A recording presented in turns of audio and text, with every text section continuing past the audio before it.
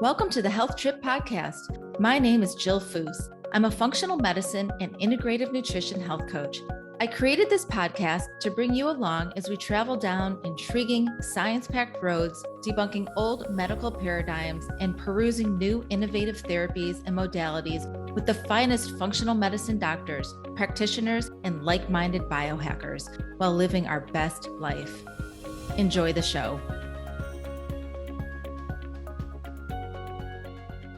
Hi, everyone. Welcome back to another episode on the Health Trip Podcast. I've always been intrigued with Ayurvedic medicine. I have a childhood friend who became an Ayurvedic practitioner and introduced me to this ancient practice back in my early 20s. I remember her telling me that my dosha was a pitta. I remember smelling all of the herbs and spices in her home, the amazing food she prepared for me to try, and how connected she was to this beautiful way of life.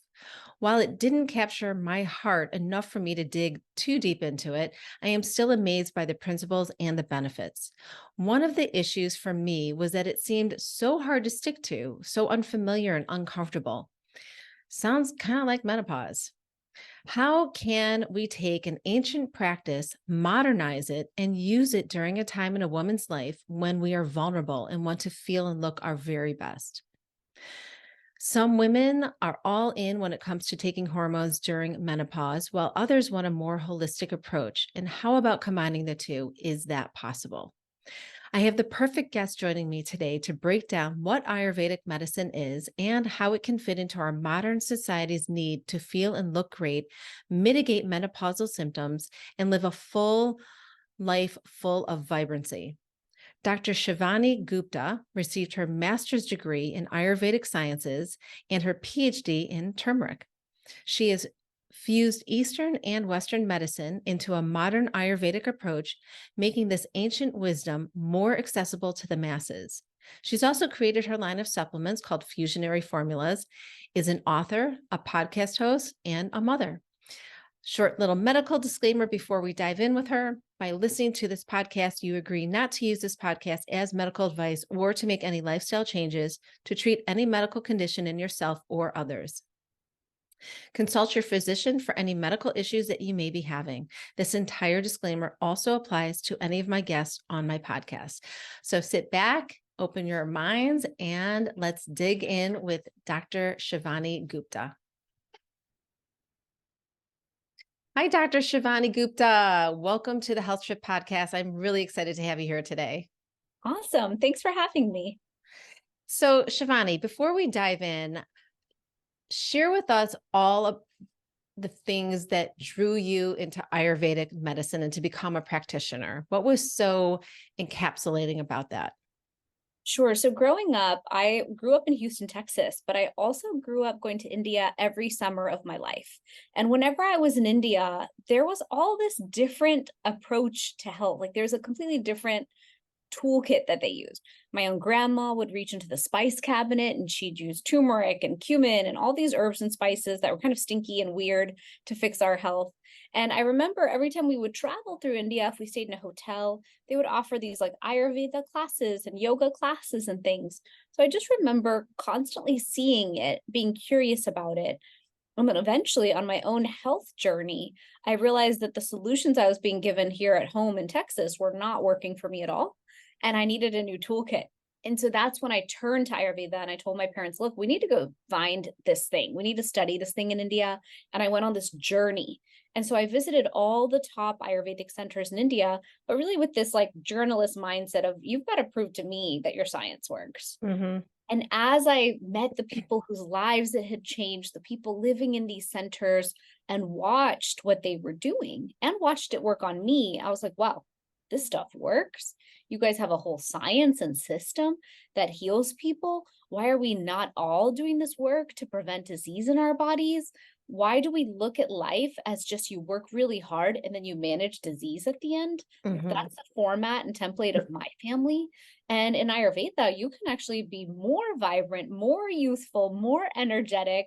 Like you have complete control over the aging process in a sense, because you can be thriving all the way through. And that really attracted me to Ayurveda. And Thus, I took this deep dive in and did my master's and my PhD in it and everything. And now I just want the whole world to know about Ayurveda. And I love that you have more of a modern approach to it, that you've fused the Eastern and the Western. And that's going to show throughout our conversation today. But tell us, what is Ayurveda medicine? What are the fundamentals that we should know about? Sure. So Ayurveda is an entire system of health, healing, and medicine from India that's over 5,000 years old. And it encompasses a preventive lifestyle. It encompasses something called the doshas, or the individual mind-body constitutions that define all of us and are made up of the elements. So it gives a lot of personalized understanding of our own individual bodies. Then we teach circadian rhythm, circadian medicine, living according to nature's clock. We teach about optimizing sleep. Ayurveda encompasses profound detox protocols that keep the body and systems and lymphatic system running really clean and flowing smoothly. We teach about the herbs and spices, those super spices that are superfoods for our health. So it's really a lifestyle that uses a lot of the different modalities and centers around gut health, around digestion, around a diet that really supports us in having longevity and preventive health in place for the rest of our lives.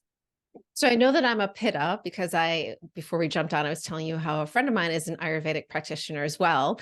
And so tell us a little bit about the doshas and really how are you supposed to utilize those in terms of pivoting your lifestyle in a different direction? Sure. So doshas are your constitution. And when you take a dosha quiz, I have one on my website at shivanigupta.com. Anyone can take the quiz. But once you take that quiz, you get to understand what your primary constitution is and then what your secondary constitution is. And that can be very illuminating because people email me all the time and they're like, wow, how did you know me so well? How did you know that that's my mindset, that's my temperament, that's my personality, those are my physical attributes, and then those are the things I struggle with the most when it comes to my health and my body. And I was like, well, these are ancient principles. They've been true for thousands of years. I just get to be one more teacher on this journey.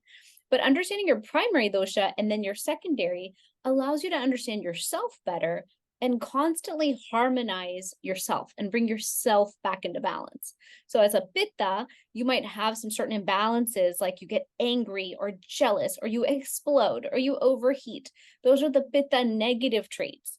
And so being a pitta, you would come to understand that you could stay cool and calm and collected through hydration, through coconut water, through deciding where you live or how you travel, through, like for me, I'm a pitta, I can't have a beach day and be out in the burning heat all day. I will just die. I can't do it. And so I've learned that. And so I will structure my life around what keeps me balanced. So a vata person is more thin, airy. That's a person who's like a busybody who's all over the place, but is very creative. Then we have the pittas. They're the more fiery personality, fiery template, medium body, but very ambitious and focused and driven. And then you've got the kaphas. They're of the earth.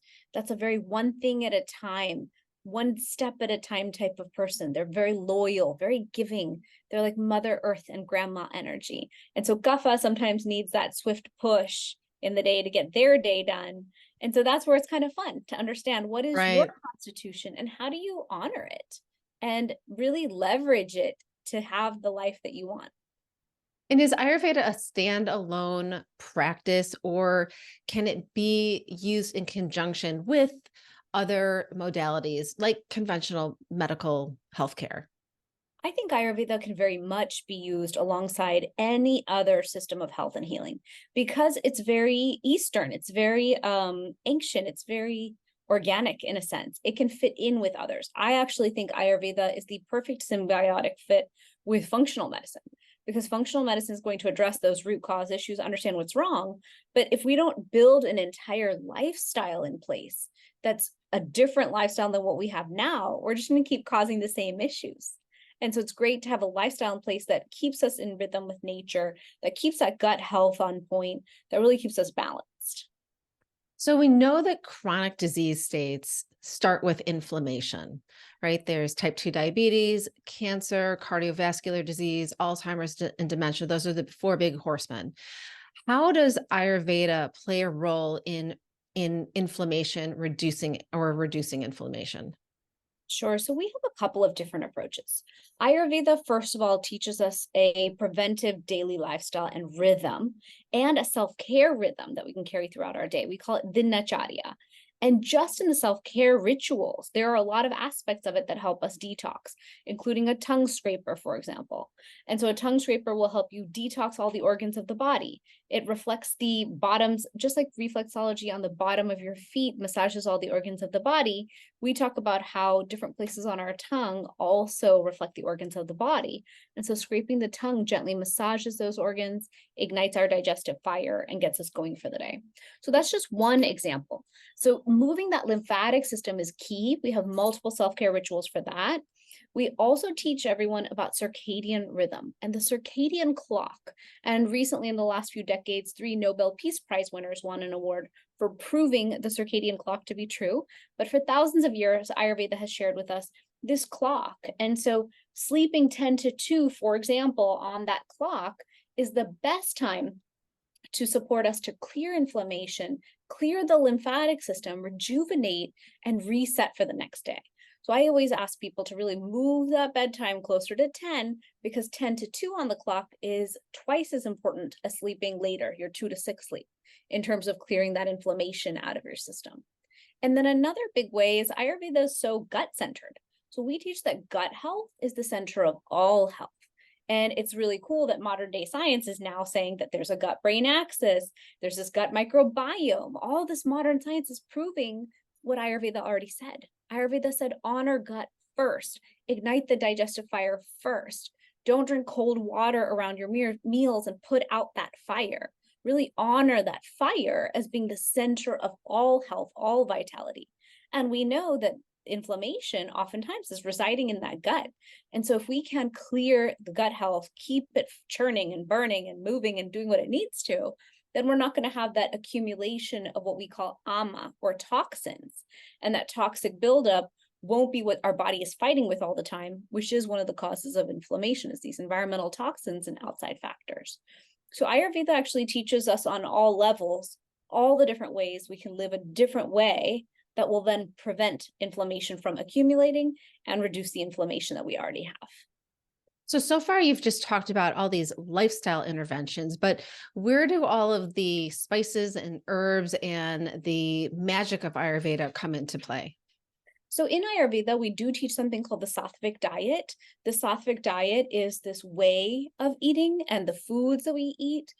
A lot more of it is how we eat. I don't try to really particularly control what people eat, but I do have those conversations around what are the inflammatory foods and how to treat our food so it's not so inflammatory to us. So food is medicine, and it is a big part of what we're supposed to do to have a healthy lifestyle. And then another big piece, like you said, is the super spices and the super herbs.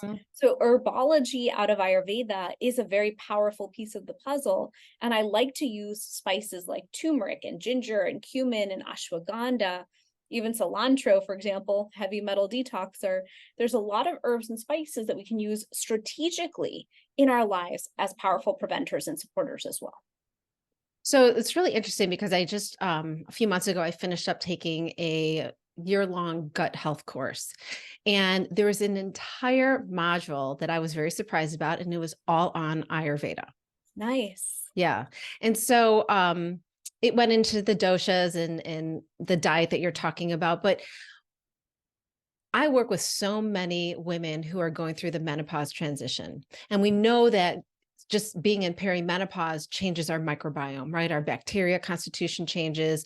And a lot of women start feeling bloated or gassy. Constipation is a problem, loose stools.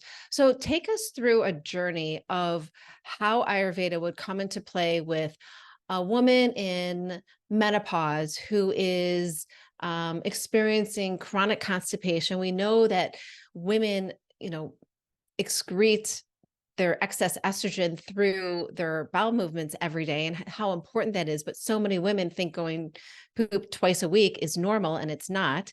So run us through how Ayurvedic medicine, how you would handle a scenario like that with a menopausal woman. Sure. So our first step is always understanding the dosha. We start with the dosha quiz because the understanding of that individual person's mind body constitution is how we're going to personalize everything, because that template really matters. And I actually like to do a dosha quiz and understand what they were at birth and where they are now.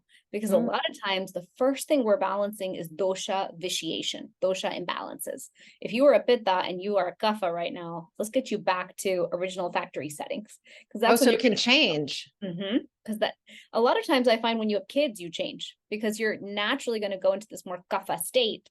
And then all of a sudden you feel like, oh my God, I'm not myself. I'm not myself. So we have to align back to that original dosha. So it just depends on the person. But first, it's those dosha imbalances that we deal with.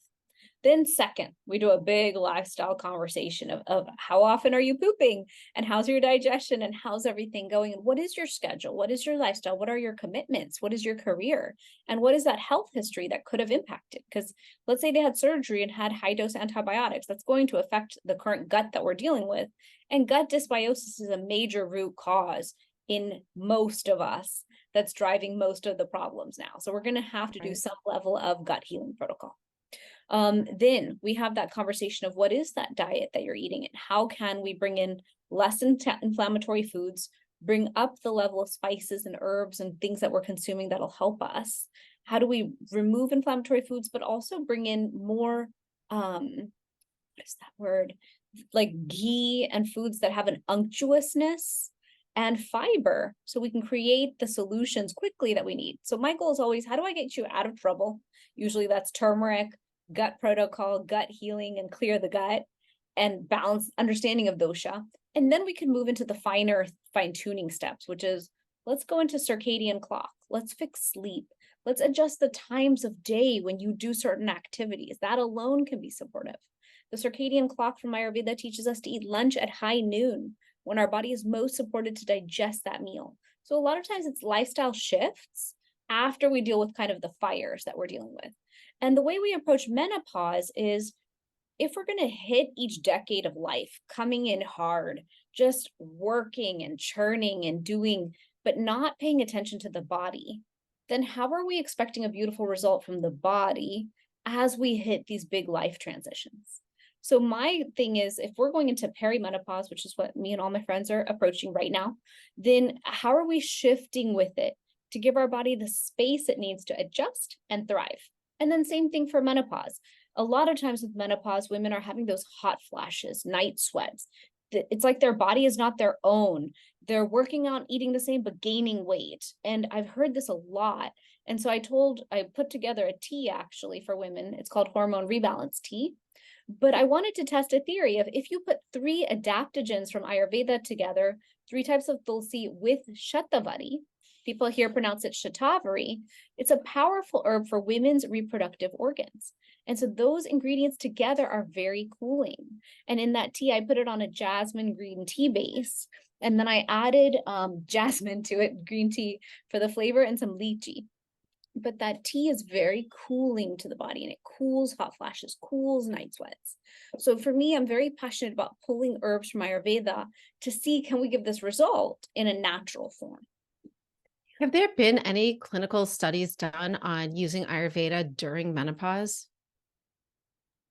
That's a great question. I have not done Yeah. that searching, but I'm sure that there is, because we're having so much more published science come out in Ayurvedic medicine about the different adaptogenic herbs. So I would bet that shatavari or tulsi do have published science around menopause symptoms and issues. I know we have a lot of science on turmeric. And so with turmeric, when you search turmeric and women's health issues, even in PubMed, you'll see for PCOS and for so many of the different women's health issues that come along, endometriosis, turmeric is very powerful. Well, you are the queen of turmeric. You have your PhD in turmeric. Talk about its magic and how it will play a role in women's health. Sure. So turmeric is a very powerful anti-inflammatory. That's its primary benefit that we really do focus on. And the fact that it's anti-inflammatory means it can take that systemic, chronic, low-grade, persistent inflammation that most of us are suffering with and simmer it down. And so the issue is most of us are carrying this inflammation. It's like a forest fire, but it's a silent killer. We don't realize that it's there until the symptoms start to stack up.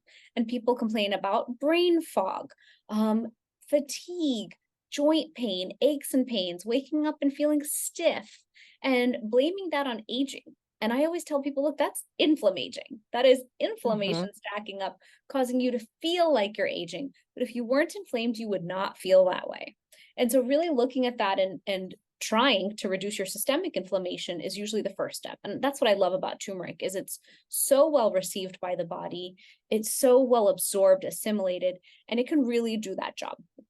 And then after that, it's a very powerful antioxidant. So oxidative stress is another big reason we feel like we're aging in our bodies. We know that it's a powerful aging mechanism. And so the fact that turmeric will not just reduce oxidation in the system, but go after the things that are causing the oxidation and get rid of those means it's a very powerful preventer. And then another reason I love turmeric is I have always felt like I had no immune system. I learned later that that was leaky gut that made me feel like I had no defense against the world. But turmeric is an antiviral, an antibacterial, and an antifungal. And so I really lean on those properties a lot when I take turmeric because I don't want to catch the colds and the different things going by. I really want that support 24/7. So those are the main ones. But one other that I love, two others, are it's a vasodilator. It increases blood flow in the body. And so many people say, look, between ED and different issues that are problematic because of lack of blood flow, they're taking nitric oxide and things like that. Well, turmeric itself will increase nitric oxide in the body. So when we're talking about blood flow to our hair, to our nails, to our skin, to all the parts of us that want that great blood flow, turmeric can be a very good support. And then one area that I'm interested in studying in this lifetime is I've read that turmeric can extend our telomeres.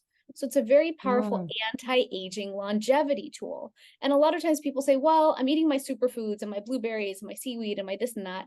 But turmeric is an anti-aging tool. It will kill off the cells. It causes cell apoptosis to the cells that are not beneficial to us. It's going to reduce that inflammation. It's going to increase that blood flow. And I honestly know that it does so much more. And it's just about us discovering it and publishing it as real science to acknowledge the fact that it's just so well received and does so much for us. Yeah, it is a powerhouse of a supplement or what is it? It's a root, correct? Yes, it's the ginger. Yeah. It's just like a ginger root. Yeah, right. Like turmeric, the rice. I can picture it at the grocery store. Yes. So people might be wondering, you're talking about using turmeric, so they're going to run to Walgreens or Costco or CVS and pick up some turmeric supplements. But I want you to help share how to properly buy turmeric and also talk about your own supplement that you've created, your supplement line, Fusionary Formulas. Fusionary Formulas. Yeah. Yes. Talk about that. And if people can't get a hold of that, how should they find turmeric? Sure. It's a great question. So out of the entire turmeric plant, only 3% is the curcuminoids. So when we're going to the grocery store and we're buying that raw turmeric, we're not going to get that tremendous therapeutic significant benefit that we want to reduce inflammation. It's hard to achieve. You'd have to consume a lot of turmeric to get there. Even when you take that and condense it down into a spice, which is a more condensed, potent form of turmeric, still you'd have to consume like a mason jar's worth to get what's in a simple 2-week supply of the supplement. The problem with the supplement world is we all have very different qualities.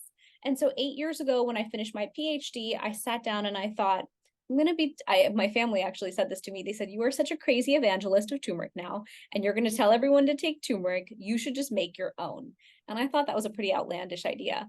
And then when I researched it, I realized I actually could create something. And then my goal became to prove to all of Western medicine that they could add this as an adjunct tool in their toolkit. So what I tell every doctor is, look, you're going to recommend anti-inflammatories. You have to.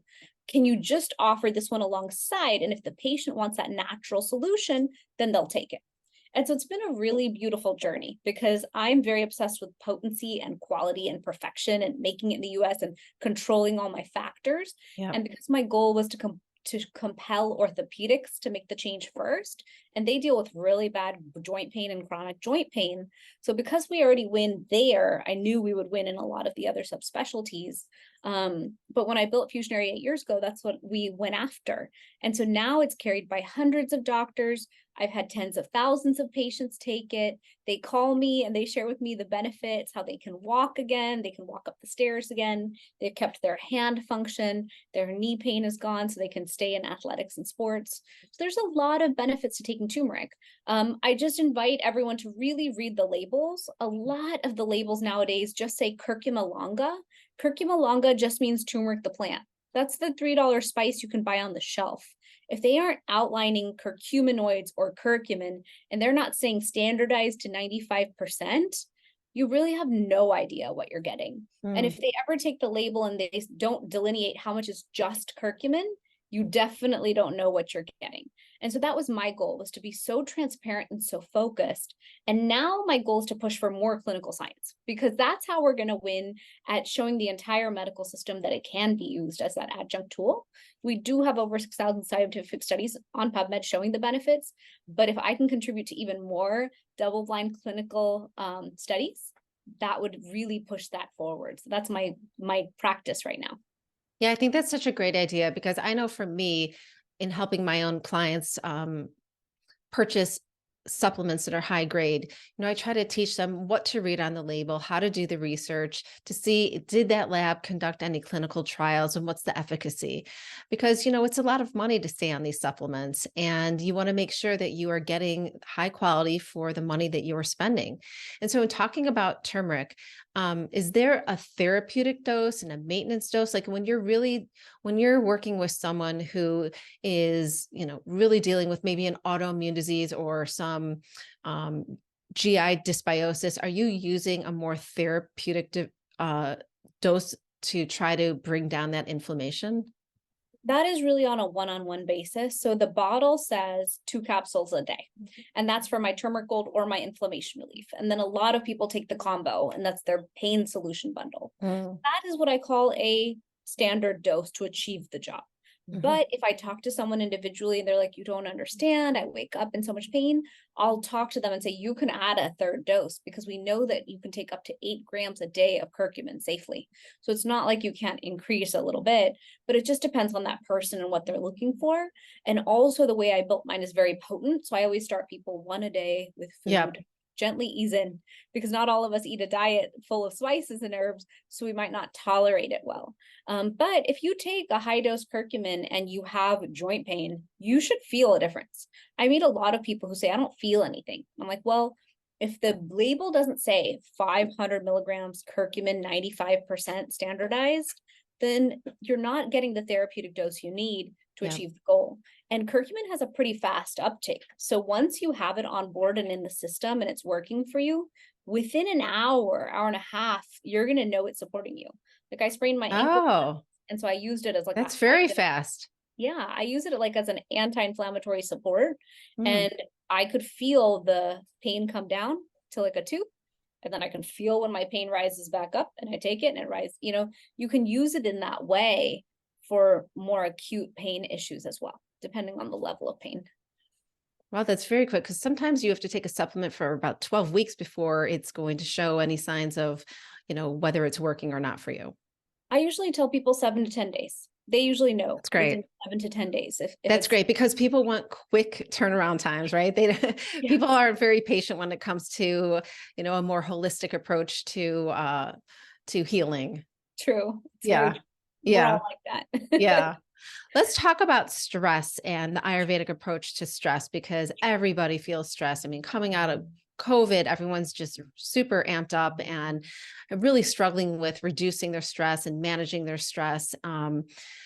So how does Ayurveda approach anxiety, depression, mood swings, and stress? Ayurveda's first approach to pretty much everything is go through the gut. And so we always look at it as, how is your gut doing? Is there gut dysbiosis going on? Because gut brain is fully connected. And so usually first approach is gut. Second approach is look at those doshas and understand a vata person's going to tend towards anxiety anyway. A kapha person will tend towards depression anyway. So is it just a balancing within their dosha that will then support them to be more balanced. The kapha energy, that earth energy has to move. That vata person needs to get real grounded. And so we have entire lifestyle protocols of diet, beverages, sleep schedule, food schedule, certain fats and foods to eat, certain foods to avoid per dosha that can help with that. And so a lot of times you'll see these patterns of vata people tend to be hyperactive and anxious. This is very common for them. And so just balancing the dosha is enough. Now, of course, all the doshas can have these types of sufferings.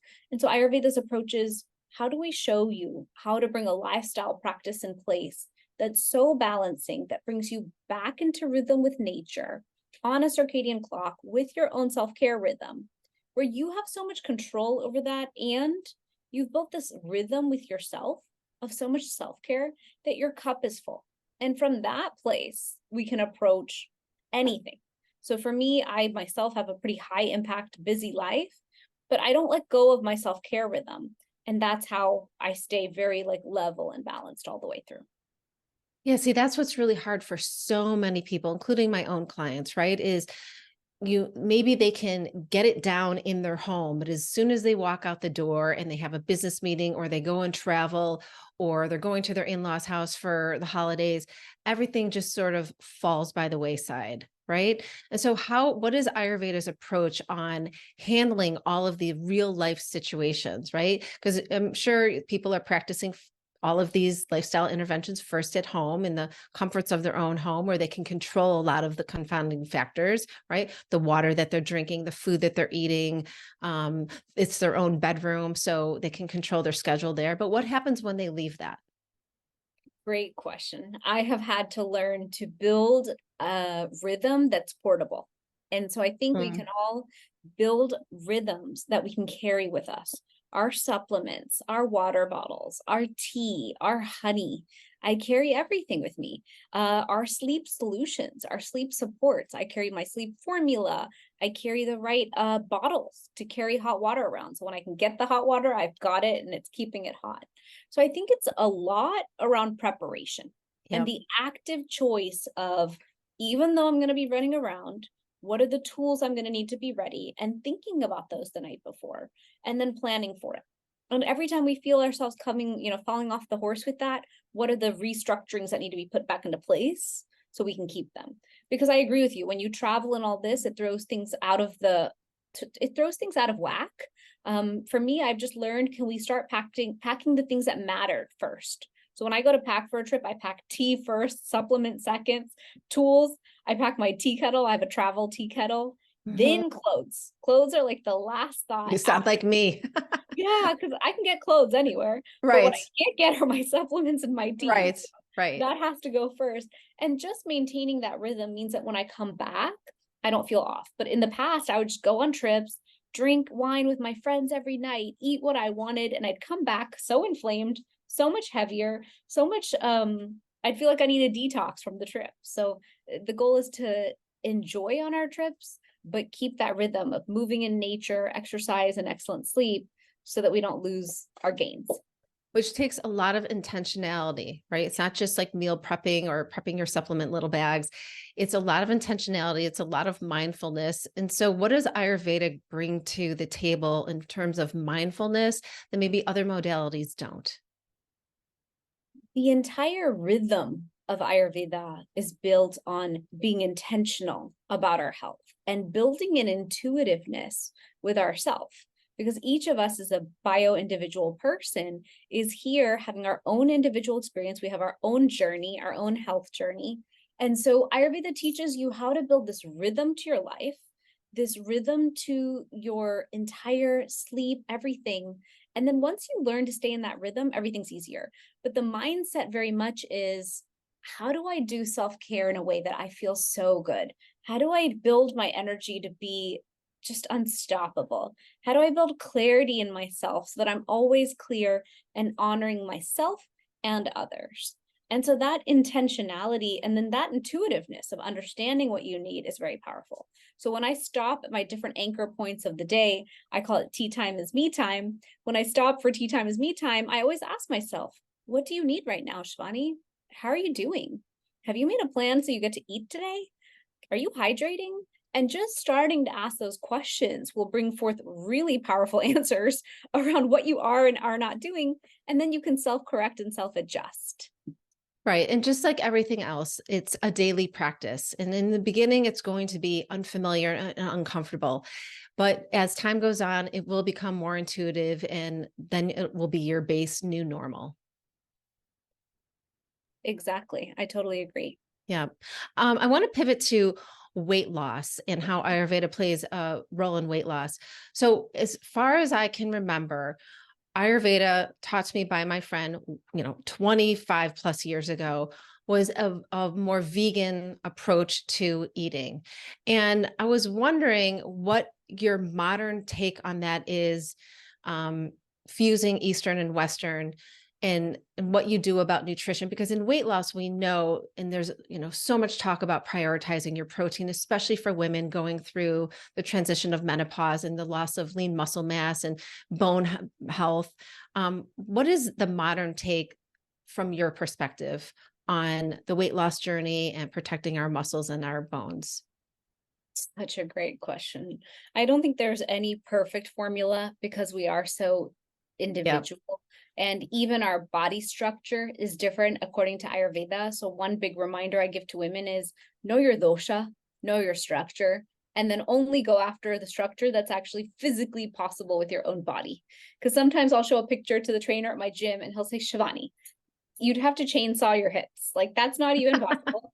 And I always have to remember, I'm not a vata body. Like, don't look at the vata bodies. You're a pitta body. And same thing goes for kapha. So that's part Mhm. one. It's like, know thyself. Part two is, yes, Ayurveda teaches us this vegetarian type of diet. It's pretty much vegetarian. We accept ghee and dairy, but not meat typically. And so I thought long and hard about this because I am a person who is seeking a high protein diet, and you don't want to lean into soy too much. It's not good to eat so many processed ingredients. And so even with my children, I've had this big debate, and I finally just opened it up for them to eat chicken and fish, because I do think that being pescatarian and eating a very plant-based diet with pescatarian is a very healthy diet. Yeah. We know the benefits of omega-3. We know the benefits of that lean protein. We know it's going to make us satiated. So there's a lot of benefits there. And I do think that a diet like the Blue Zone diet, Mediterranean diet, is a fusion of Ayurvedic diet with opening it up a little bit in a way that's beneficial. What's cool is the Indian culture, the Ayurvedic culture would never have said, don't do something. We're very open in terms of what people do, but it's interesting as you watch this evolution happen. I do think that taking the Ayurvedic diet and opening it a touch is beneficial. And then when it comes to weight loss, I think part of the issue that happens nowadays is we're so sedentary. We have such a high volume of environmental toxins coming at us, our water, our air, our food, our processed foods. And then on top of it, EMFs and all the other toxins that may exist. And so the body is under this powerful toxic burden that's accumulating over time. So getting worse into the perimenopause and menopause years. And I know I myself am much more sedentary. My job is to sit in front of a computer 90% of the time. And so it is going to cause this natural tendency towards weight gain. And so really, I believe that as we're going through our years, our job is to figure out how do we move more and more to combat that. So I get there by going to workouts at least 3 or 4 days a week. And I want to lift and push in my workouts. I want the weight bearing exercise.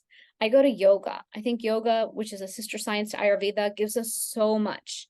It can also build strength. It's going to create that lymphatic flow. It's going to be good for the nervous system, good detoxer for the organs and the gut. It does so much for the system. Then I think walking is really underrepresented as one of our powerful tools. So even in my office, I tell my partner, let's go for a walk after lunch, because walking after a meal for 10 to 15 minutes is going to increase that digestion of that food. At night, instead of eating and just sitting, which is a tendency, can we just pick up the house and do things for 15 minutes so that the food is digested better for our bedtime? But walking in nature is a habit I built in pandemic times that's really been beneficial at balancing stress, any anxiety from the day, from like too much going on, and it's hard to do the switch over to evening and family. And so I really built this rhythm of every evening after dinner, we walk or move in nature for an hour, 45 minutes. And it's been one of the most powerful tools for resetting. Sometimes if no kid or no one in my house wants to go, I will still go because I need 20, 30 minutes in nature without the influx of Yeah. messages and demands and opportunities even. Some phases in our life are so good, but if we're not slowing down enough and allowing the integration with our own body, we're not going to enjoy and appreciate it. And so that's one of my most powerful support tools is weightlift, yoga, walk, but walk in nature, align to your circadian rhythm, do profound detoxes from Ayurveda once a year. That's going to be like an oil change for the system. It's going to clear out those toxins, clear out that congestion in the system. Adopt a diet that's more anti-inflammatory and nourishing whole food like Ayurveda, and fuse pescatarian and things that allow you to pescatarian or eating white meat. A lot of times I teach people that eating red meat might not work with their system based on their gut health, but eating the diet that supports you in not being inflamed, and your body usually tells you what that is. And then putting gut healthy practices in place. So when you do eat, you are absorbing that food and assimilating that food. So we have a lot of tips and tricks from Ayurveda around how and when to eat. And that alone can make a big difference in weight loss as well. Those are all such great tips. You mentioned an annual detox. What does that look like in the world of Ayurveda? So we call that panchakarma, and that means the 5 aspects of this detox. And within this detox, I've done it in India. I've gone and stayed in a center for 3 weeks. It's pretty invasive if you do it in a center, because they do a lot of different types of oil massages to the body, like pretty intrusive ones. Here in the West, we might call it assault, the way they do it, but they're in there and they're mobilizing that fat on the body. I sometimes was like, please guys, back up. Like, you can't do all that to me. But the goal is to really fast, cleanse. We do a lot of the self-care rituals like tongue scraping, oil pulling, dry brushing, Abhyang massage, a lot of these self-care rituals to really move the lymphatic system. In the one I did, we did juice fasting with broth, soup broth, and teas is fine on a juice fast in Ayurveda. And then we do a lot of other treatments, infrared sauna and different things. So I teach this as a 28-day Ayurvedic detox. We do it in a group that I have, and I like to walk people through it in a way that's at different levels. So some people are ready to give up all the inflammatory foods and go whole enchilada and do colonics and infrared sauna and everything. And some people say, look, I need to start at level 1.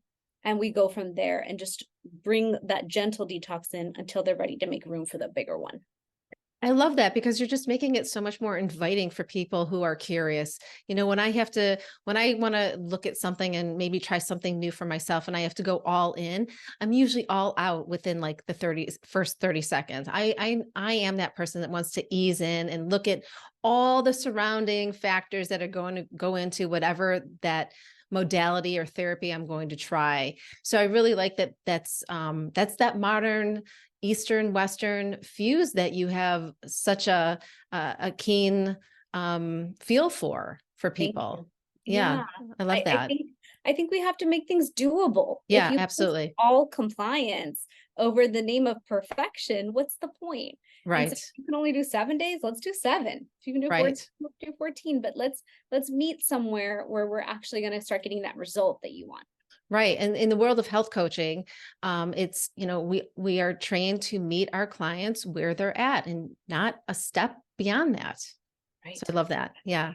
Before we end, I want to talk about adaptogens because I know you know a lot about adaptogens, and that is a part of Ayurveda.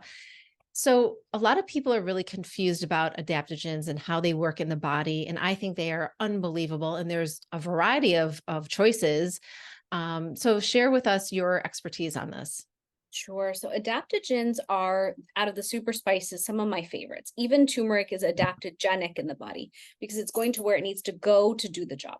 Adaptogenic means that if you think of a thermostat, when that herb enters the body, like ashwagandha, for example, which is a very powerful and popular adaptogen, if you're stressed and anxious, it's going to calm you down a couple notches. And if you're depressed and feeling the blues or low, it's going to lift you up. The same herb can do both jobs. And so that's why the adaptogens are so popular, because we are all, I shouldn't say all, but most of us are stressed out people. Many people have adrenal burnout. Many people have high cortisol. Many people are stressed and anxious throughout their day. Mental health is definitely in the toilet nowadays. Social media doesn't help much, nor does the news. So based on all these factors and issues, to have an adaptogenic support on board will just keep you more focused, more level-headed, less having those mood swings and those different issues that people struggle with. And so that's why I love the adaptogens. Ashwagandha is the most popular one, I find.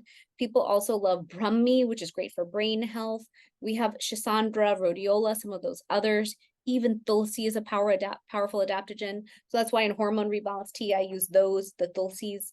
In my deep sleep tea, I used ashwagandha and Brahmi. But I'm always researching. Like I'm testing right now ashwagandhas because I want to make an ashwagandha formula that really does the job. But I don't create a formula until I know I found that ingredient that really drives like a result that you can feel and know is working for you. But I do think that we should all use adaptogens. If I'm busy with the kids all weekend, I'll take 2 cups of hormone rebalance tea just to stay calm and collected. Or if I want to have focus for the day, I'll have it then. So I think we can strategically use adaptogens to get the results we want in any given day, knowing that we're going to inundate our brain and body anyways. So why not give us the support beforehand? So then adaptogens, there's a variety of adaptogens and they all do a little bit different things. So depending on your mood or where you're at or how you're feeling would depend on the variety you choose. And then you're saying that it works that quickly. This isn't something like a supplement that you have to take for a while to then start to see its effects. No, I think and know that when you use potent herbs in the right form, they should drive the result right then. My goal is always to drive the result immediately. I want to know what works now. I don't like to wait. So I build in that way. Because I know that ashwagandha, there's a lot of science around ashwagandha and its efficacy for men who have low testosterone. Sure. Sure. And they've said ashwagandha is as effective as 14 different psychiatric drugs. Like it's a Right. very, very Yep. powerful herb. So when people say they're depressed, anxious, all these things, my first line is gut health or start with ashwagandha because it's so supportive in so many ways. It's like turmeric in a sense. It's going to go where the body needs it. Yeah. There's no harm to taking it. It's going to do good wherever it's needed. Yeah. Really cool stuff. Well, Shivani, I have one last question for you.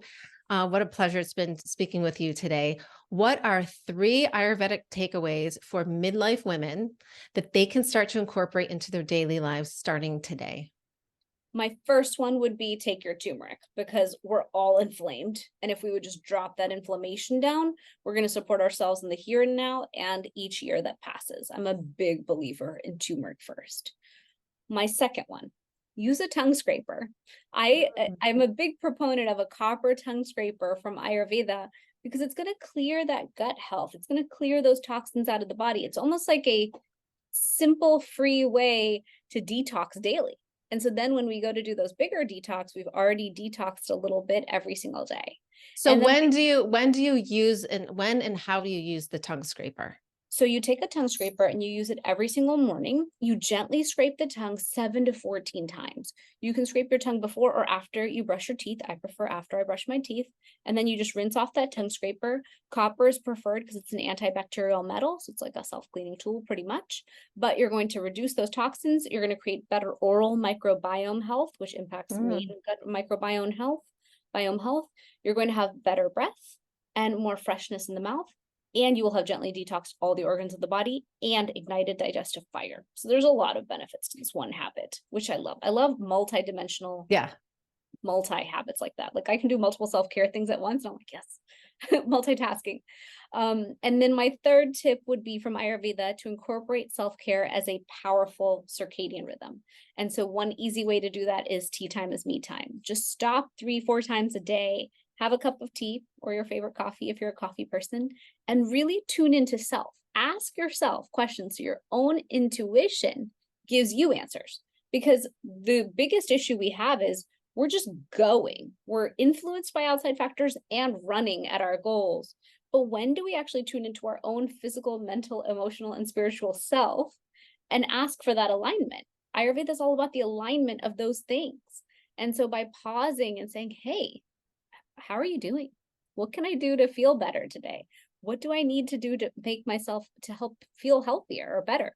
The body will give you all the answers. You just have to train your intuition and fine tune your intuition to give yourself those answers. I love that reminder. And I was just speaking with a client of mine, and we were talking about this very thing, but not in terms of Ayurveda, but in terms of self-care. And these big corporations, I live in downtown Chicago, a lot of them have meditation rooms or quiet rooms. And so it's easy now for people who are in these corporate positions to take 10, 15 minutes out of their day. Even 5 would be okay to start with, right? Go to these quiet spaces and have that self-care moment and just recheck in with yourself. I love that. I love that, because that's how we're going to build rhythms.